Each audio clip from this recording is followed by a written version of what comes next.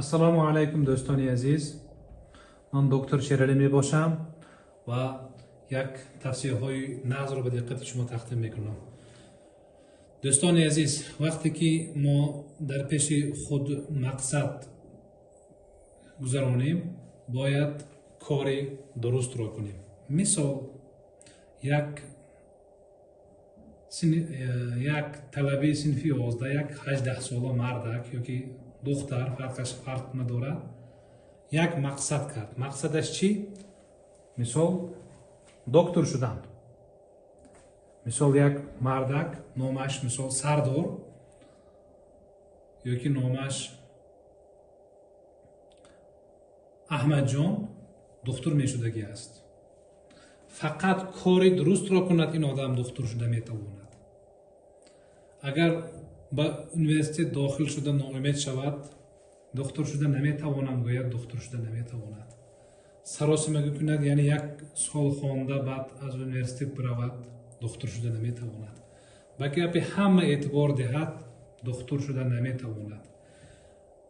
اینترنت تماشا کند با درس نرود دکتر شده نمیتواند.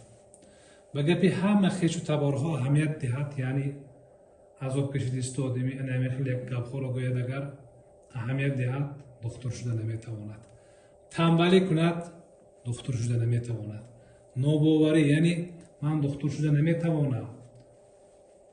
دکتر شدن یک کاری مشکل گفته فکر کند دکتر شده نمیتواند. بیکارچگی یعنی کارهای بیکارقتی مشغول شود دکتر شده نمیتواند. انا همین راه هست تمام. انا همین خطاها را نمیکند. حرکت میکند، مهنت میکند. بعد دکتر میشد. کار درست لازم و با یگان عمل رسیدن دوستان عزیز اراده لازم است. برای دکتر شدن، برای دهقان باغبان شدن، برای مثال در سترایکا نیز 20 سال 30 سال کار کردن اراده لازم است. انا اکنون ای شخصی که در مدت ماه‌ها یا که سالها از وهم و ترس و دپرسی اذیت میکشی و تو انا همین فقط راه درست فایده میکند خلاص. تو ناامید نشو زیرا ناامید شیطان. تو سراسیمه نشو که نقض میشده باشم یا که برای چی من یک بار نقض نشده استادم گفته. زیرا سراسیمگی تو را از راه درست میبرد. با گپ همه اعتبار نده.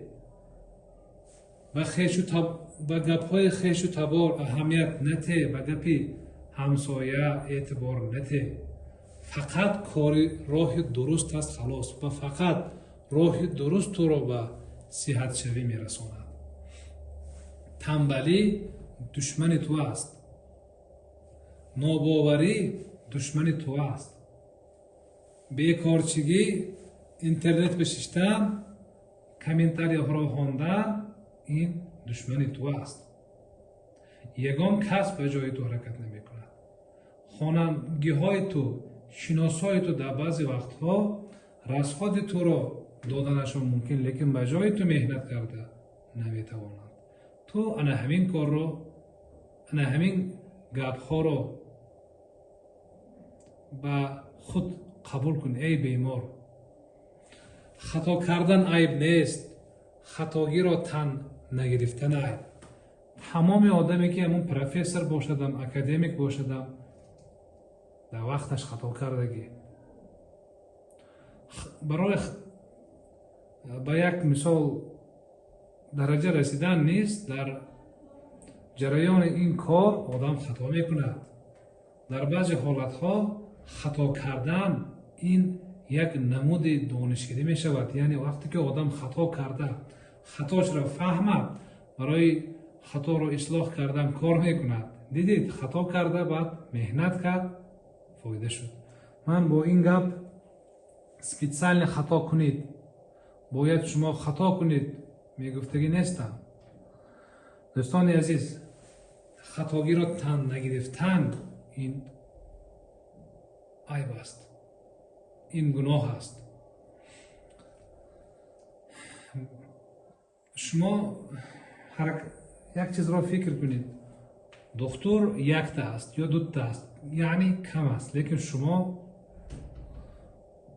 بسیار هستید. دکتر مثال با شما 10 minut 15 minut 20 minut اگر کنسولتاسیون های کلام باشد 40 دقیقه گپ میزند، لیکن شما با خود 24 ساعت هستید. برای همین از حرکت از شما می شود. شما ششتید در شهر دوشنبه، در شهر خوجند، در شهر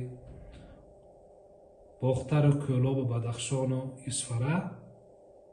شما اگر از خانه نبرایید، اگر دکتر شما را کافته نمی رود، شما مشق نکنید، شما از عقل خود استفاده نبرید، یگان دیگر دکتر به جای شما فکر نمی کند، به جای شما تفکر نمی کند. همین چیز را از خاطر نبرید. صحت و سلامت باشید. رحمت.